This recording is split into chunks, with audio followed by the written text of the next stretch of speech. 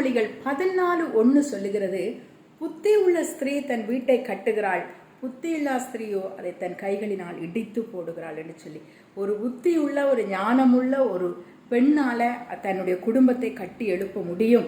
அது எவ்வளவுதான் இடிந்து இடிந்து இடிந்து விழுந்தாலும் ஒவ்வொரு சூழ்நிலைகளிலேயும் அந்த இடிந்து கிடக்கிற பகுதிகளை, உடைந்து கிடக்கிற பகுதிகளை எடுத்து ஒட்ட வைத்து அந்த இடிந்த பகுதிகளை எடுத்து கட்டி கட்டி கட்டி அவள் தன்னுடைய மரண காலம் வரைக்கும் தன்னுடைய குடும்பத்திற்காக எவ்வளவு தூரம் பிரயாசப்பட முடியுமோ அவ்வளவு தூரம் பிரயாசப்பட்டு அந்த குடும்பத்தை எடுத்து கட்டுகிறத நம்ம பார்க்கிறோம். ஒரு தாயாக, ஒரு மகளாக, ஒரு மனைவியாக, ஒரு சகோதரியாக, இந்த மாதிரி எத்தனையோ ரோல்ல பார்த்தீங்கன்னு சொன்ன ஒரு பாட்டியாக, இந்த அவ்வளவு கஷ்டங்கள் துன்பங்கள் எவ்வளவு இருந்தாலும் அதை வெளியில காமிக்காம தன்னுடைய குடும்பத்திற்காக ஓடி ஓடி உழைப்பவள் தான் பெண்.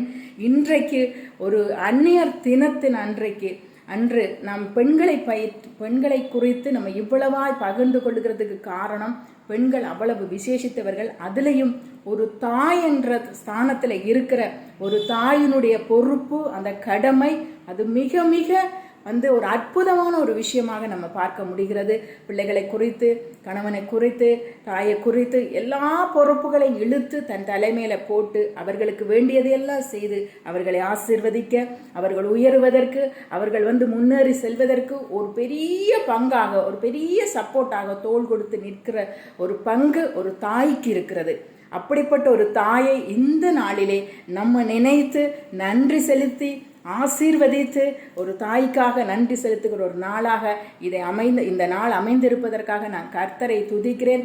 ஒவ்வொரு தாய்மார்களுக்கும் இந்த நாளிலே அன்னையர் தின வாழ்த்துக்களை நான் சொல்லிக் கொள்ளுகிறேன்.